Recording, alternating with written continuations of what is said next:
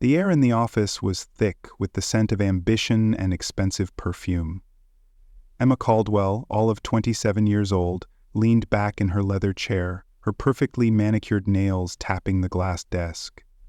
Her auburn hair caught the fluorescent light as she flipped it with a practiced flick, her green eyes narrowing at the man standing before her. "We don't need relics like you holding us back, Jack," she said, her voice sharp, cutting through the hum of the air conditioner. "This company's moving into the future, and you're the past." Jack Sullivan, 57, stood motionless, his weathered hands clasped in front of him. His graying hair was neatly combed, his navy tie knotted with the precision of a man who'd done it every morning for decades. For 19 years, he'd been the operations manager at Caldwell Industrial, a cornerstone of manufacturing in Columbus. The company built heavy-duty equipment, conveyors, presses, and hydraulic systems that powered factories across the Midwest. Jack wasn't the type to command a room with charisma or dominate board meetings with flashy presentations. He was the steady pulse of the operation, the man who knew every bolt, every process, every worker by name. His hazel eyes met Emma's, unyielding but calm, and he offered a single sardonic nod. "Understood," he said, his voice low, like gravel under boots. Then he turned and walked out. No arguments, no raised voice, just the quiet dignity of a man who'd seen enough to know when words were wasted. Behind him, Emma's office door clicked shut, and the younger staff in the open-plan office beyond averted their eyes. Jack moved to his desk in the corner, the one with a faded photo of his late wife Sarah tucked beside a stack of maintenance logs. He began packing, a worn coffee mug, a few pens, the dog-eared notebook filled with his meticulous handwriting. The cardboard box he used was small, almost comically so, for nearly 2 decades of a life. The younger employees, some of whom Jack had trained when they were fresh out of high school, now with kids and mortgages of their own, kept their heads down. No one said a word. Not even Mike, the floor supervisor Jack had mentored for a decade, who now stared at his computer screen like it held the secrets of the universe.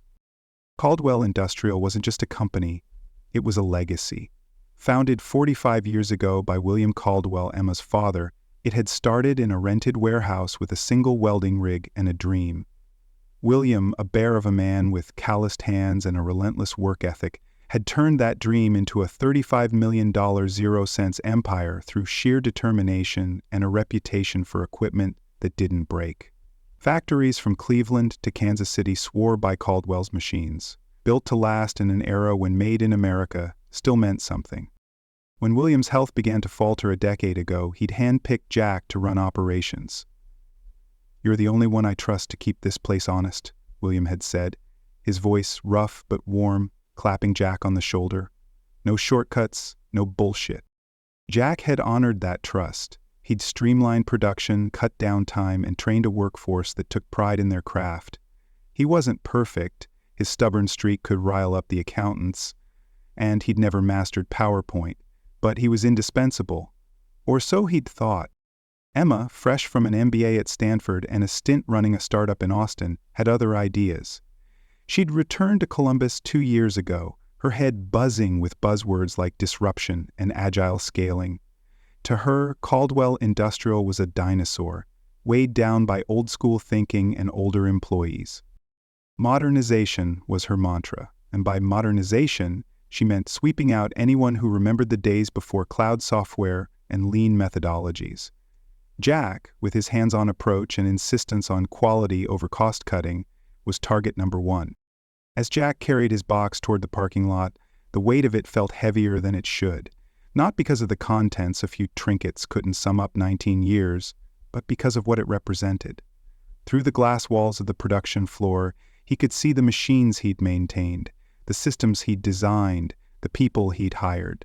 All of it was about to learn what happens when you gut the soul of a place. He set the box on the passenger seat of his Ford F-150, the same truck he'd driven for 12 years, and sat behind the wheel.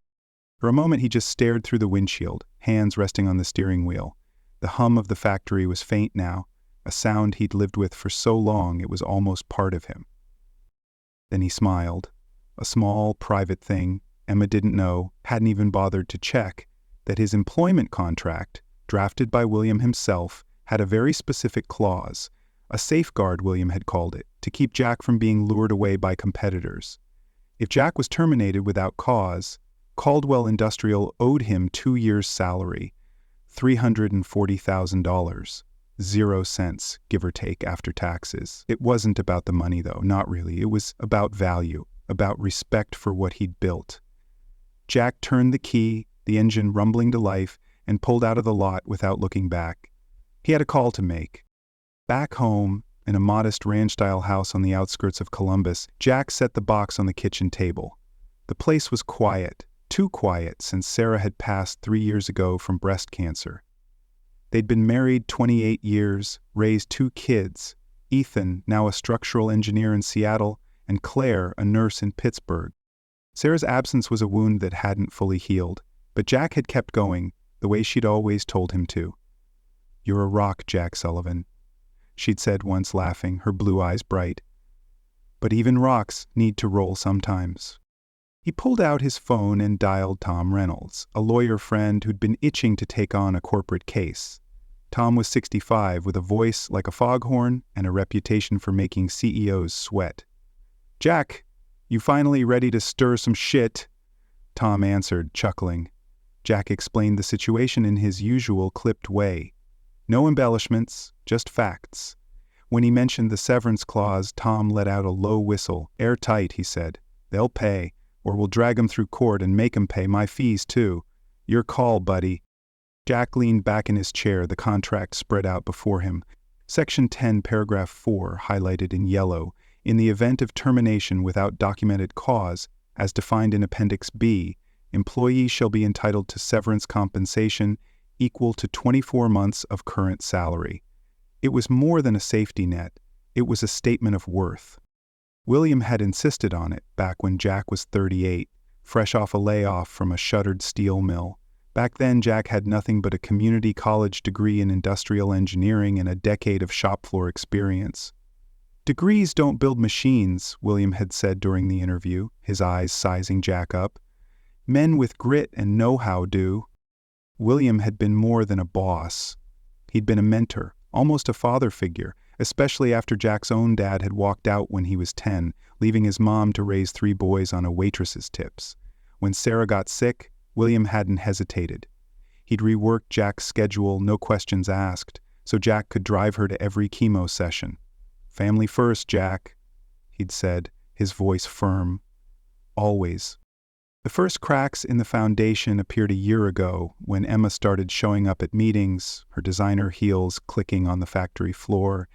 She'd talk about optimizing synergies and pivoting to scalable markets, tossing around terms that made the older staff exchange glances.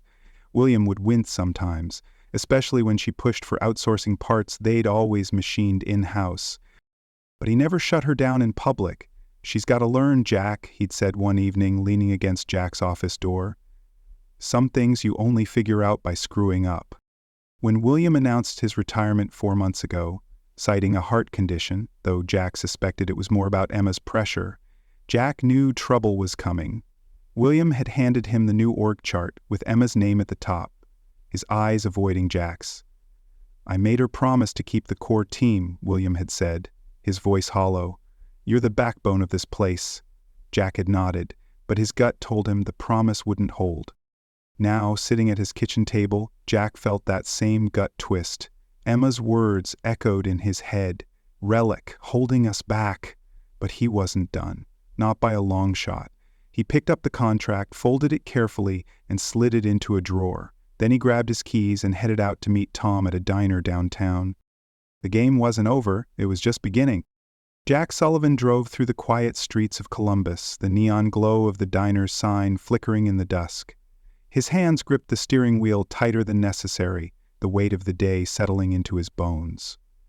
The cardboard box on the passenger seat seemed to mock him, a flimsy tomb for 19 years of sweat, loyalty, and pride. But beneath the sting of Emma Caldwell's words, a fire was kindling. Jack wasn't a man to wallow, but he wasn't one to forgive betrayal either. As he pulled into the diner's lot, his phone buzzed. A text from Mike, the floor supervisor. "She's already firing others. Dave and Lisa are gone." "What the hell's happening, Jack?" His jaw tightened. Emma wasn't just cutting him loose, she was dismantling everything William Caldwell had built. Inside the diner, Tom Reynolds was waiting in a corner booth, his silver hair catching the light as he waved Jack over. "You look like you just buried someone," Tom said, sliding a coffee mug across the table. Jack sat, his eyes distant. "Feels like it," he muttered, then recounted the day.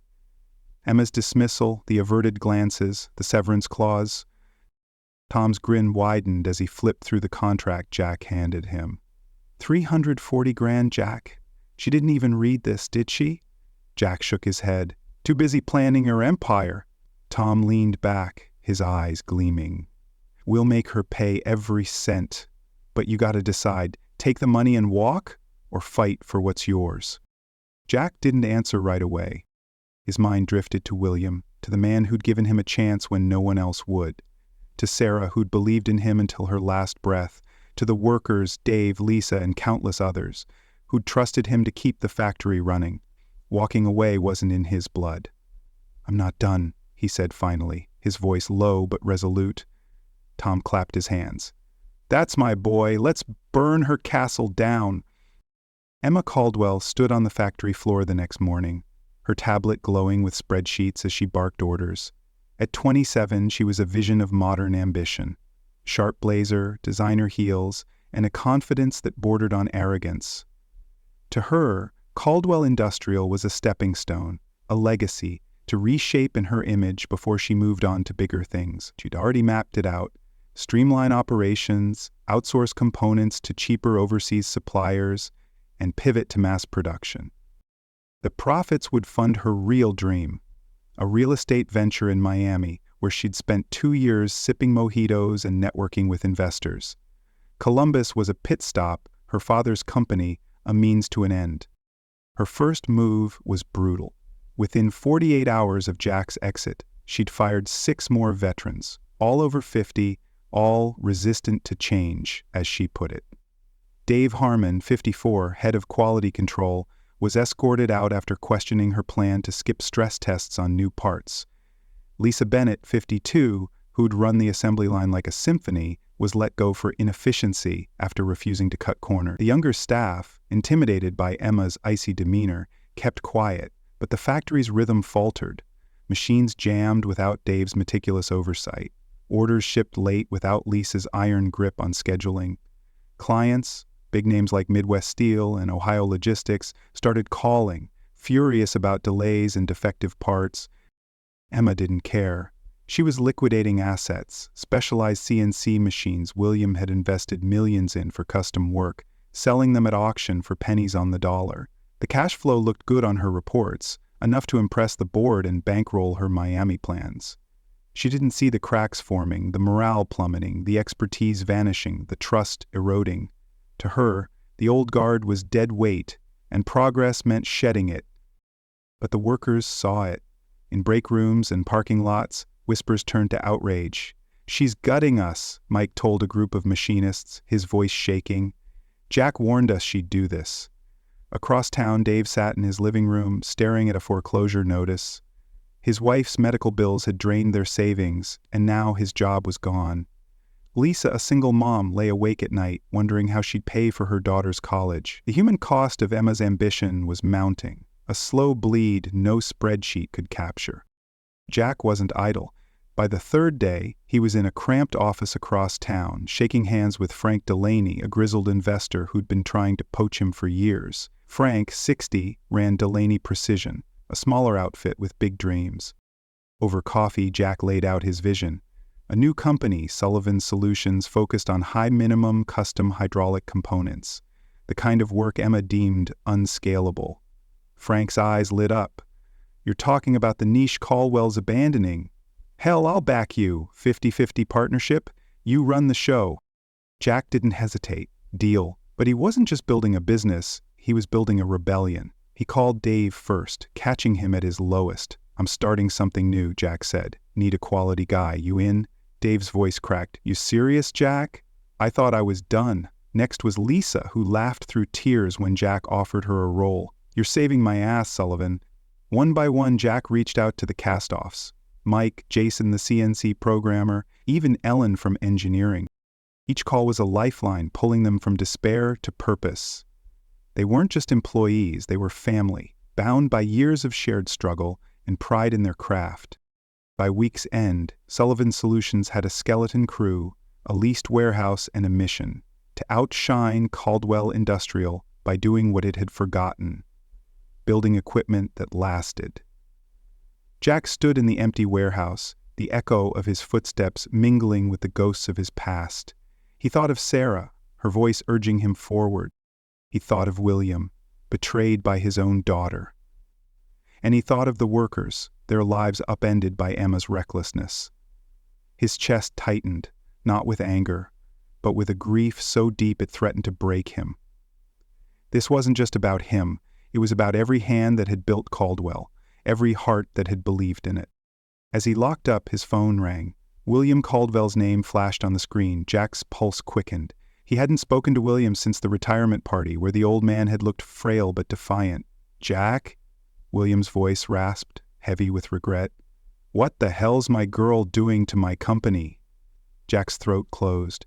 He could hear the pain in William's words, the fear of a man watching his life's work crumble. "Sure, she's tearing it apart," Jack said, his voice steady despite the ache. "Fired Dave, Lisa, half the veterans, selling your machines, clients are jumping ship." William was silent for a long moment. "I told her to keep you," he said finally. "Told her you were the heart of it all." Jack swallowed hard, the weight of those words hitting like a punch. "She didn't listen," he said. "I know," William whispered. "And now I'm losing everything." The call ended, but the echo of William's voice lingered. A plea for salvation Jack wasn't sure he could answer. Outside, the Columbus skyline glittered, indifferent to the drama unfolding below. Jack climbed into his truck, the contract in his pocket, Tom's number on speed dial. Emma thought she'd won, thought she could erase the past with a flick of her hair. But Jack Sullivan was no relic. He was a storm, gathering strength, and he was coming for her castle. The warehouse of Sullivan Solutions buzzed with purpose, a stark contrast to the chaos unraveling across town at Caldwell Industrial. Jack Sullivan stood on a makeshift platform, addressing his small but fierce team: Dave, Lisa, Mike, Jason, Ellen, and a handful of others who'd jumped ship from Emma's sinking empire. The air smelled of fresh steel and ambition, the clank of machinery, a heartbeat of hope. "We're not just building parts," Jack said, his voice steady but charged, eyes meeting each of theirs. "We're building a future, one that honors what we know and dares to do better." Dave wiped a tear, Lisa nodded fiercely, and Jason pumped a fist. They weren't just employees, they were survivors, bound by betrayal and a hunger to prove Emma wrong. 3 months had passed since Jack's firing, and Caldwell Industrial was hemorrhaging. Emma's gamble on mass production had backfired spectacularly. Cheap, outsourced components failed under stress, leading to a 37% revenue drop as clients like Midwest Steel and Ohio Logistics pulled contracts. Quality issues piled up: defective gears, misaligned conveyors, and a recall that cost millions. The factory floor, once a symphony of precision, was now a cacophony of breakdowns and bickering. Workers whispered of unpaid overtime and slashed benefits, their loyalty eroded by Emma's cold efficiency.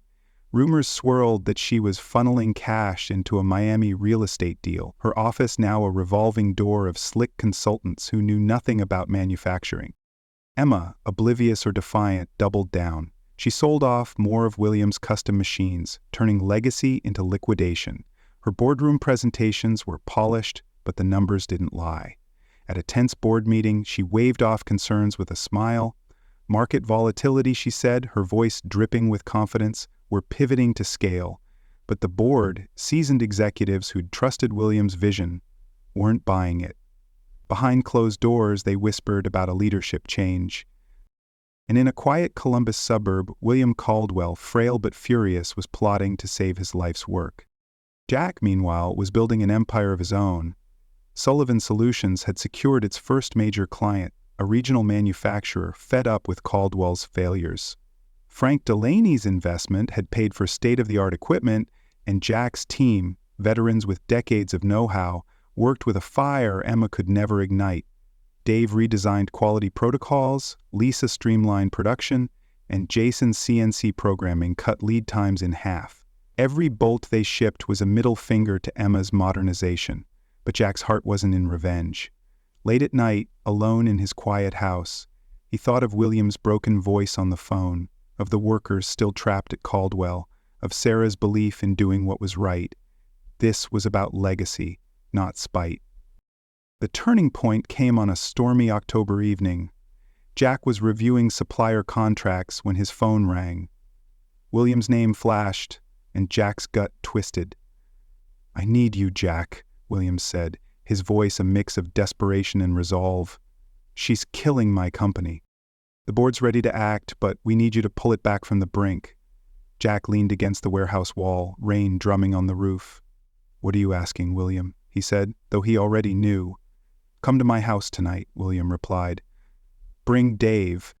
The board wants a plan, and you're the only one who can deliver." Jack hesitated, the weight of 19 years, loyalty, betrayal, pride, pressing down. Then he thought of the workers, the families, the machines he'd maintained like they were his own children. "I'll be there," he said, "but no promises." At William's sprawling Tudor home, the board sat around a mahogany table, their faces grim. William, leaning on a cane, looked like a man fighting time itself. Dave stood beside Jack, his hands trembling with the stakes. Jack laid out the plan. Merge Caldwell Industrial with Sullivan Solutions, absorbing Caldwell's custom hydraulics division while restructuring the rest under new leadership, his and Dave's. Sullivan's proven model, quality, expertise, and respect for workers, would revive Caldwell's reputation. The board listened, nodding as Jack spoke with a quiet authority that filled the room. William's eyes glistened, a mix of pride and regret. "I should have stopped her sooner," he whispered. One board member, a steely woman named Margaret, cut in. "Can you save the jobs, Sullivan? The families? I'll fight like hell to try." The next morning, Caldwell Industrial's main conference room was packed for the quarterly all-hands meeting. Emma stood at the head, her PowerPoint slides a desperate bid to spin disaster into progress. Halfway through her talk, blaming legacy inefficiencies for the chaos, she froze, spotting Jack in the back. Her face flushed crimson. "What is he doing here?" she snapped, pointing. William, seated with the board, gave a nod to the chairman, a white-haired titan named Roger. "Emma," Roger said, his voice like gravel, "the board has decided on a leadership change." The room gasped. Emma's eyes widened, her confidence cracking. "You can't do this! I'm turning this place around!" Jack stepped forward, a folder in hand. The same one Tom had used to secure his $340,000 0-cent severance, now filled with merger documents. "Caldwell Industrial is merging with Sullivan Solutions," he said, his voice cutting through the murmurs. "We're saving what's left of this company, its custom division, its reputation, its people." Emma laughed, a sharp, brittle sound. "This is insane." "I'm the majority shareholder." William stood, shaky but resolute. "You hold 20%, Emma. I kept 51%. And I voted for the merger." Jack slid the folder to her. "It's done." Emma's hands shook as she flipped through the papers, her empire crumbling in real time. The room was silent, workers watching with a mix of shock and hope. Dave stepped up beside Jack, his voice steady. "We're taking back what you broke." Emma's eyes darted to her father, then to Jack, searching for an out. There was none. She stormed out, her heels echoing like gunfire. The workers erupted in applause, some weeping, others hugging. Jack felt no triumph, only a heavy relief. This wasn't victory, it was salvage. A year later, the merged company, now Caldwell Sullivan, Precision, hummed with life. The Columbus facility, expanded to house both custom and core operations, was a marvel of efficiency. Profit margins soared, employee retention stabilized, and new patents signaled a future bright with innovation. Jack walked the floor, nodding to workers he'd known for decades, and new hires learning from the best. Dave, now co-director, sketched designs with a grin he hadn't worn in years. Lisa trained a new generation, her daughter's college funds secure. Jason's programming team pushed boundaries Emma never dreamed of. Experience and innovation danced together, a harmony Emma's arrogance had silenced. Emma had vanished to Miami, taking a settlement and starting a consulting firm. Word reached Jack that she'd called William, asking for investment. Learn the business from the ground up, William had told her, echoing the advice he'd given Jack decades ago. To everyone's surprise, she'd agreed to try, a crack in her pride, hinting at growth. William, though weaker, visited the factory often, his cane tapping a rhythm of pride. "You saved it, Jack," he said one day, his voice thick. "You saved my soul." Jack shook his head. "We saved it together." Standing on the observation deck, Jack watched the floor below. A symphony of purpose, a legacy reborn. He thought of Sarah, her laughter, her strength. He thought of the workers, their families, their dreams. Tears pricked his eyes, not from sorrow, but from the weight of what they'd built from ashes. Emma had tried to erase them, but they'd written a new story, one of grit, heart, and unbreakable will. The machines roared, the future beckoned, and Jack Sullivan knew this was only the beginning.